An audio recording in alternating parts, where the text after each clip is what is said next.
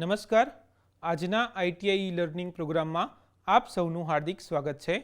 આજે હું ઔદ્યોગિક તાલીમ સંસ્થામાં ચાલતા સોલર ટેકનિશિયન ટ્રેડ અંતર્ગત આપ સૌને ઇમરજન્સી રિસ્પોન્સ, ફાયર અને પાવર આઉટેજ લેસન વિશે તાલીમસર માર્ગદર્શન આપીશ. આજનો આપણો ટોપિક છે ઇમરજન્સી રિસ્પોન્સ, ફાયર અને પાવર આઉટેજ.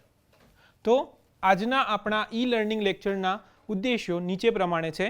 સૌપ્રથમ આપણે ઇમરજન્સી રિસ્પોન્સની વ્યાખ્યાઓ સમજીશું.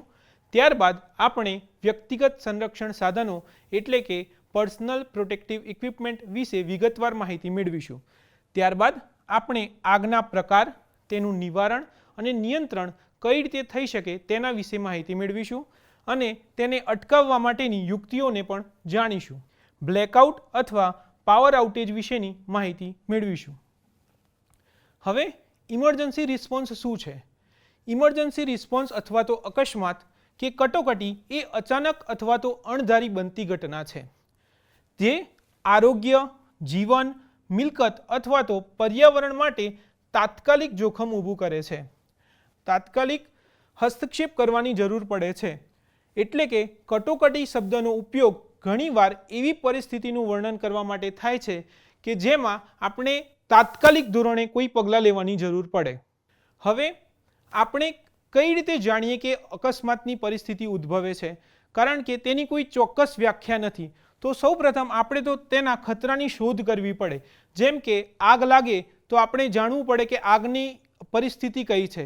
જેમ કે ભૂકંપ આવે તો પણ કટોકટીની પરિસ્થિતિ છે, પૂર આવે તો પણ કટોકટીની પરિસ્થિતિ છે, અથવા તો કોઈ જગ્યાએ વીજ અકસ્માત થયો હોય તો પણ કટોકટીની પરિસ્થિતિ થાય. તો સૌપ્રથમ આપણે તેને ખતરાને ઓળખવું પડે.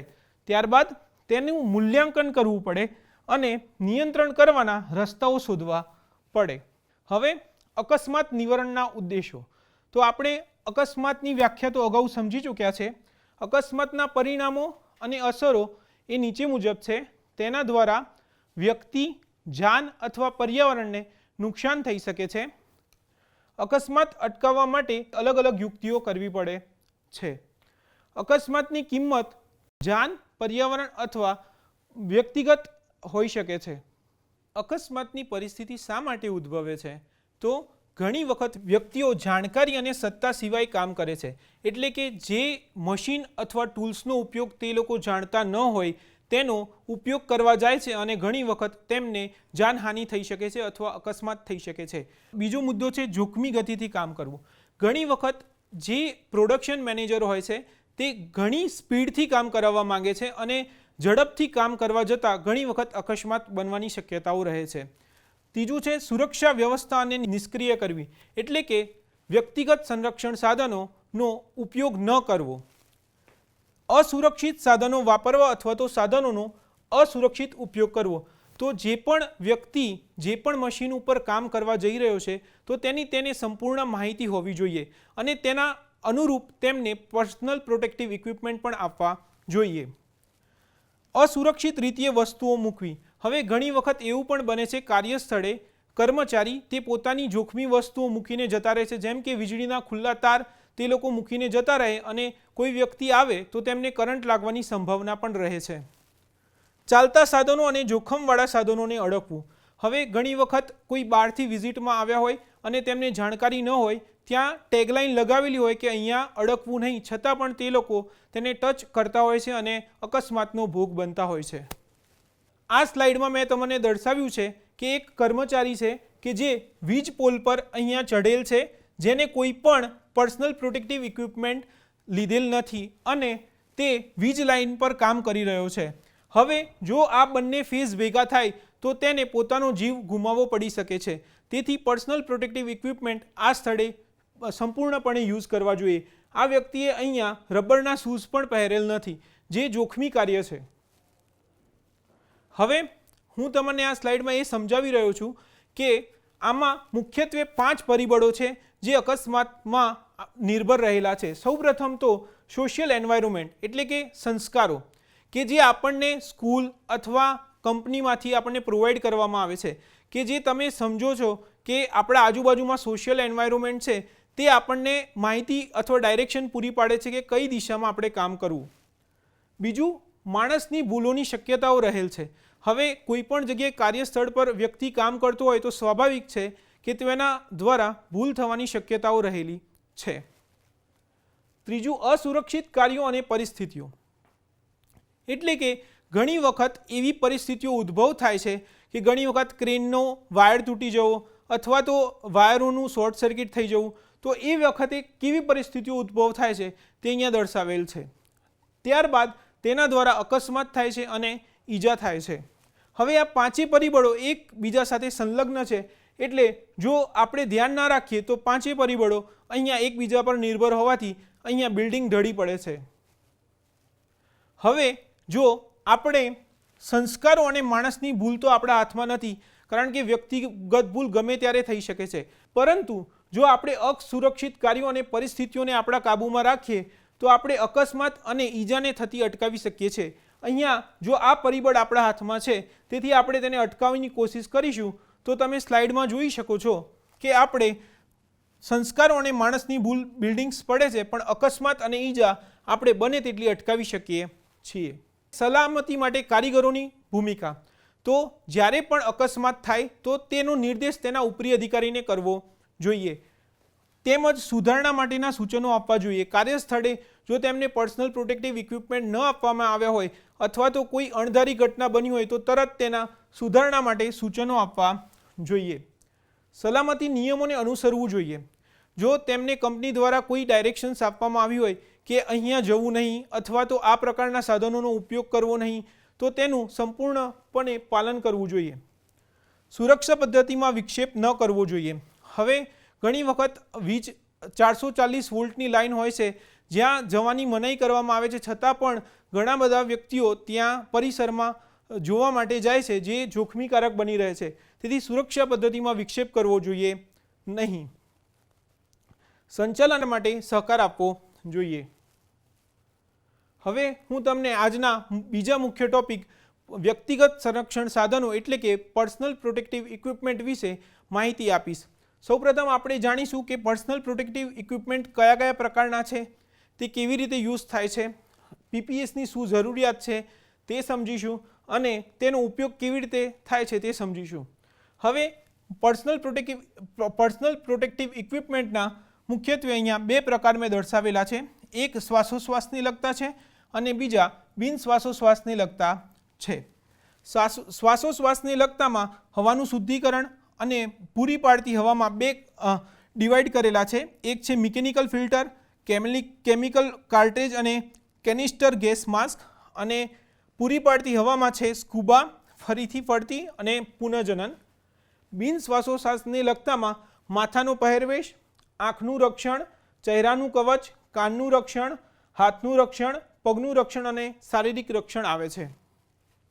હવે અહીંયા જનરલી પીપીઈસમાં આપણે કયા કયા ફેક્ટરીમાં સાધનોનો યુઝ કરવો જોઈએ તે મેં અહીંયા દર્શાવેલ છે. અહીંયા આપણે હેલ્મેટનો યુઝ કરવો જોઈએ, ત્યારબાદ અહીંયા સેફટી ગ્લવ્સનો યુઝ કરવો જોઈએ, સેફટી ગોગલ્સનો યુઝ કરવો જોઈએ, સેફટી શૂઝનો યુઝ કરવો જોઈએ.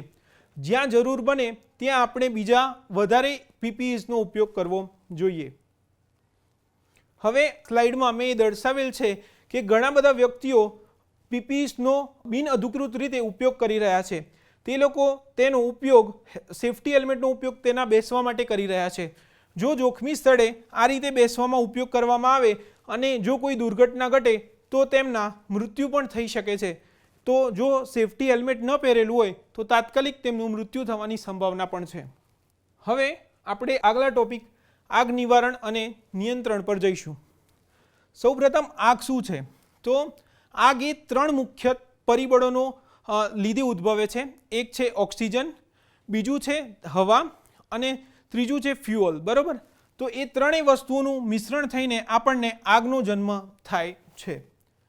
એ આગ ત્રિકોણ તરીકે ઓળખવામાં આવે છે. આગ ઘણા બધા કારણોસર લાગી શકે છે, તે મેં આગળ સમજાવેલ છે. આગનું વર્ગીકરણ અને તેની ઓલવવાની રીત પણ સમજાવેલ છે. કાર્યસ્થળે આગ લાગવાના કારણો નીચે મુજબ છે. એક, ખામીયુક્ત વીજ જોડાણ. હવે ઘણી વખત નબળા વાયરોનો યુઝ કરવામાં આવે છે જે ISI પદ્ધતિ દ્વારા પ્રમાણિત ન હોય, તો તે વાયરોમાં શોર્ટ સર્કિટ થવાની સંભાવના રહે છે અથવા ઘણી વખત લોડ કરતાં વધારે વીજ પ્રવાહનો ખેંચાણ કરવામાં આવે છે, જેના દ્વારા વીજ જોડાણમાં ખામી ઉદ્ભવે છે અને શોર્ટ સર્કિટ અથવા તો આગ લાગવાની સંભાવના બનતી હોય છે. ત્યારબાદ જ્વલનશીલ પદાર્થોનો ગરમી સાથે સંપર્ક. હવે ઘણી વખત કાર્યસ્થળે જરૂર કરતાં વધારે જ્વલનશીલ પદાર્થોનો સંગ્રહ કરવામાં આવે છે અને જો તેના સંપર્કમાં આગ આવે તો તેના લીધે પણ આગ લાગવાની સંભાવના રહે છે. જ્વલનશીલ ગેસનું વિનાકરણ ચાલુ રહેવું. ઘણી વખત આપણા ઘરોમાં એવું બનતું હોય છે કે ગેસનો સિલિન્ડરનું જે નોબ છે એ ઓપન રહી જાય છે અને તેના લીધે પણ જો આગના સંપર્કમાં આવે તો બ્લાસ્ટ થવાની સંભાવના રહે છે. પરમિશન કરતાં વધુ વીજકરણનો ઉપયોગ કરવો. હવે ઘણી વખત એવું પણ બને છે કે આપણા ઘરે સપ્લાય નક્કી કરવામાં આવ્યો હોય, લોડ નક્કી કરવામાં આવ્યો હોય 1000 વોટ, પણ આપણે એસી અથવા વધારે સાધનોનો ઉપયોગ કરીએ છીએ અને જેના દ્વારા હાઈ વોલ્ટેજની ડિમાન્ડ થતાં ત્યાં શોર્ટ સર્કિટની સંભાવના રહે છે. તેથી લિમિટેશન કરતાં વધારે સાધનોનો ઉપયોગ કરવો જોઈએ નહીં. ખરાબ પ્રકારના મટીરિયલ અથવા હલકી ગુણવત્તાના સાધનોનો પણ ઉપયોગ કરવાના લીધે આગ લાગવાની સંભાવના રહે છે. અહીંયા મેં 3 દહનના ઘટકો સમજાવેલ છે.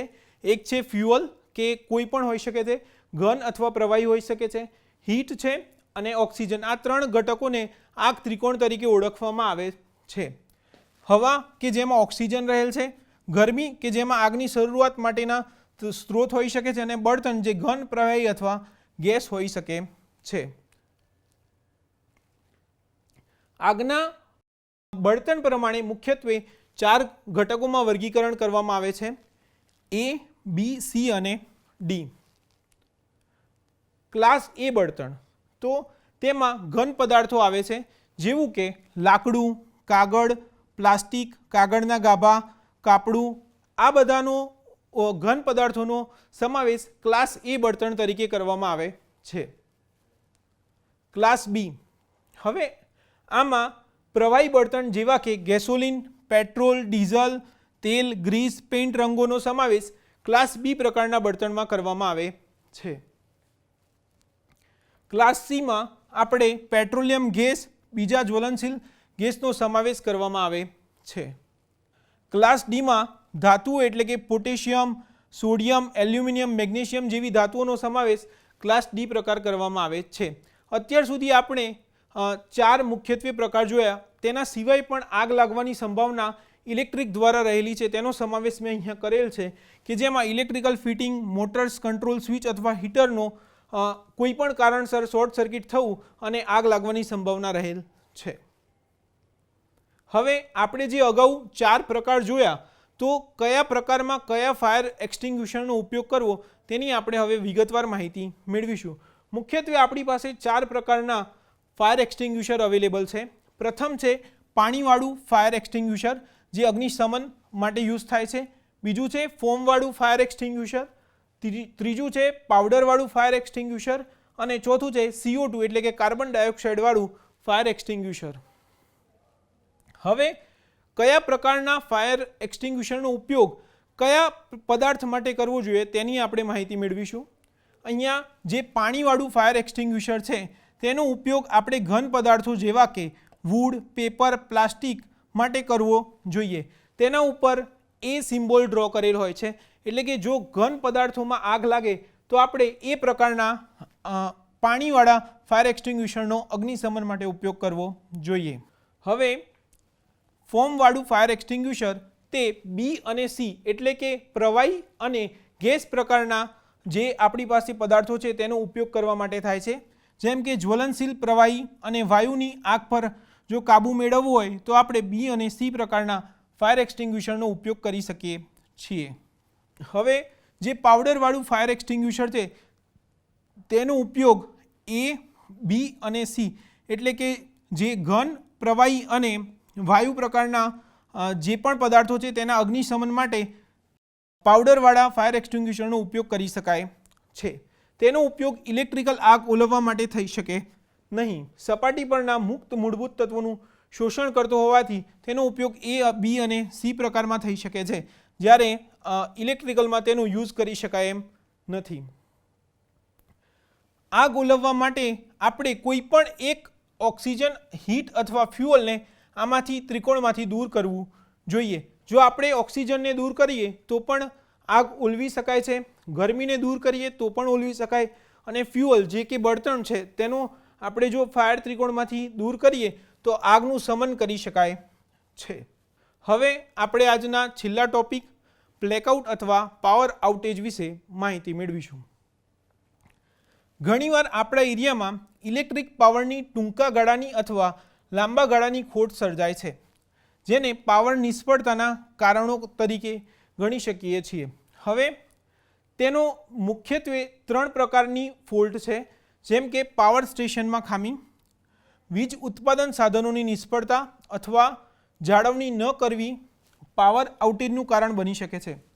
હવે પાવર સ્ટેશનમાં ઘણી વખત જે સાધનો જનરેટર છે, ટ્રાન્સફોર્મર છે, તેનું વ્યવસ્થિત રીતે મેન્ટેનન્સ કરવામાં આવતું નથી, જેના કારણે આપણા મશીનો ઉપર વધારે લોડ પડે છે અને તે પાવર ફેલિયરનું કારણ બની શકે છે.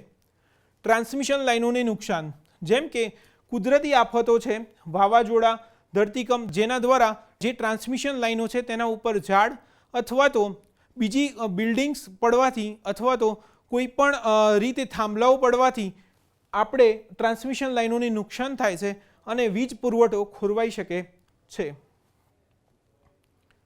ત્રીજું છે શોર્ટ સર્કિટ. શોર્ટ સર્કિટ એટલે કે ખામીયુક્ત વિદ્યુત જોડાણ, કે જ્યારે લાઇન ટુ ગ્રાઉન્ડ ફોલ્ટ થાય અથવા લાઇન ટુ લાઇન ફોલ્ટ થઈ શકે, તો જ્યારે પણ 3 ફેઝ એકસાથે ભેગા થાય અથવા ફેઝ અથવા ગ્રાઉન્ડ વચ્ચે જ્યારે કનેક્શન્સ થાય ત્યારે શોર્ટ સર્કિટ ઉદ્ભવી શકે છે. એટલે બને ત્યાં સુધી આપણે ISI માર્કાવાળા અને નિયમ અનુસાર જેટલો પ્રવાહ પસાર થઈ શકે તેટલા જ પ્રમાણે વાયરનું સિલેક્શન્સ કરવું જોઈએ કે જેથી શોર્ટ સર્કિટ અટકાવી શકાય. ઓવરલોડિંગ, જ્યારે ગ્રીડમાંથી વધુ પડતી શક્તિ લેવામાં આવે છે ત્યારે પાવર આઉટેજનું કારણ બની શકે છે. આપણી પાસે લિમિટેશન પ્રમાણે પાવરનું જનરેશન થાય છે, પરંતુ જો આપણે 24 કલાક વીજળી પૂરી પાડવામાં આવે તો ગામડામાં એવું શક્ય બને છે કે ઘણી વખત વીજ લાઇનમાં પ્રવાહ આવતો નથી. તેનું રીઝન એ છે કે આપણી પાસે ઓવરલોડિંગ થઈ જાય છે, એટલે તેના કારણે પણ ગ્રીડમાં સપ્લાય રહેતો નથી. પાવર નિષ્ફળતાના મુખ્ય 3 પ્રકારો છે. એક ક્ષણિકગામી, કે જે ટેમ્પરરી કરવામાં આવે છે અને જે મેન્ટેનન્સ હેતુ માટે કરવામાં આવે છે. જે PGVCL, UGVCL, DG અથવા MGVCL છે તે લોકો સમારકામ માટે અથવા મેન્ટેનન્સ માટે ક્ષણિક પાવરનો સપ્લાય બંધ કરે છે, કે જેને આપણે ક્ષણિક ખામી તરીકે ઓળખીએ છીએ. બીજું છે બ્રાઉનઆઉટ. આ ખામી ત્યારે સર્જાય છે કે જ્યારે આપણા જે જનરેશન પાવર સ્ટેશન છે તેમાં આપણા જે જનરેટર છે તે સિંક્રોનાઇઝ કરેલા હોય છે. જો સિંક્રોનાઇઝેશનમાં ફોલ્ટ થાય અને જો તેના લીધે વોલ્ટેજમાં ચેન્જીસ થાય છે અને જે વોલ્ટેજમાં ચેન્જ થાય તે બરાબર રહેતા નથી અને તેમાં ખામી સર્જાય છે, તો ત્યારે તેને બ્રાઉનઆઉટ કહેવામાં આવે છે. અંધારપાટ, હવે જ્યારે સંપૂર્ણ વીજળીનો જથ્થો બંધ થઈ જાય અથવા સંપૂર્ણ વીજ સપ્લાય આખા રાજ્યમાં અથવા ઇન્ડિયામાં બંધ થઈ જાય ત્યારે તેને આપણે બ્લેકઆઉટ તરીકે ઓળખીએ છીએ. હવે પાવર નિષ્ફળતાની અસરો આપણે સમજીશું કે જો પાવર ન મળે તેના લીધે આપણે આવશ્યક સેવાઓમાં વિક્ષેપ થાય છે, જેમ કે હોસ્પિટલ છે, વોટર ટ્રીટમેન્ટ પ્લાન્ટ્સ છે અને સંચાર પ્રણાલી છે, એટલે આપણે જે મેસેજની આપ-લે કરીએ છીએ તેમાં આવશ્યક સેવાઓમાં વિક્ષેપ થઈ શકે છે. બીજું આર્થિક નુકસાન. પાવર નિષ્ફળતામાં નોંધપાત્ર આર્થિક નુકસાન પરિણમી શકે છે. ખાસ કરીને પાવરના લીધે ઘણી બધી ફેક્ટરીઓ ચાલે છે, જેના લીધે જો ત્યાં પાવર સપ્લાય ન પહોંચે તો કંપનીઓને ઘણું બધું આર્થિક નુકસાન થઈ શકે છે. સલામતી જોખમો. જો પાવર નિષ્ફળતામાં ઈજાઓનું જોખમ પણ વધી શકે છે. ઘણી વખત વીજ લાઇન તૂટી જવાથી ત્યાં નીચે પ્રવાહ પસાર થાય છે અને ઘણા લોકોને શોક લાગવાની સંભાવના રહે છે. હવે આપણે તેનું નિવારણ અને શમન સમજીશું. પાવર નિષ્ફળતાની અસરો રોકવા અને ઘટાડવા માટે નીચેના મુદ્દાઓ આવશ્યક છે. નિયમિતપણે જે પણ સાધનોની છે તેની જાળવણી કરવી જોઈએ. વીજ ઉત્પાદન અને ટ્રાન્સમિશન સાધનોની નિયમિત જાળવણી કરવાથી આપણે પાવર આઉટેજ અટકાવી શકીએ છીએ. Backup systems. હવે જ્યારે અંધારપાટ આવે તો આપણી પાસે એક રિઝર્વ જનરેટર હોવું જરૂરી છે. બીજા બધા જનરેટર બંધ થઈ જાય તો આપણે તેની મદદથી રીસપ્લાય જનરેટ કરી શકીએ અને બેકઅપ સિસ્ટમ તરીકે તેનો યુઝ કરી શકીએ. પાવર નિષ્ફળતાના કારણો અને અસરો સમજીને આપણે વીજળીના વિશ્વસનીય કાર્યક્ષમ પુરવઠાની ખાતરી કરી શકીએ છીએ. હવે ઘણી વખત મેં તમને હમણાં સમજાવ્યું કે જો જે લાઇનમાં ફોલ્ટ થાય છે તે વ્યક્તિ જો પર્સનલ પ્રોટેક્ટિવ ઇક્વિપમેન્ટ સિવાય જો કામ કરે છે તો તેને કરંટ લાગવાની સંભાવના રહે છે અને તેનું મૃત્યુ તરત થઈ શકે છે. તેના લીધે વીજળીના લીધે મૃત્યુ છે, દાઝવું છે, આંતરિક ઈજા અને હૃદય નિષ્ફળ થવાની સંભાવના રહેલ છે.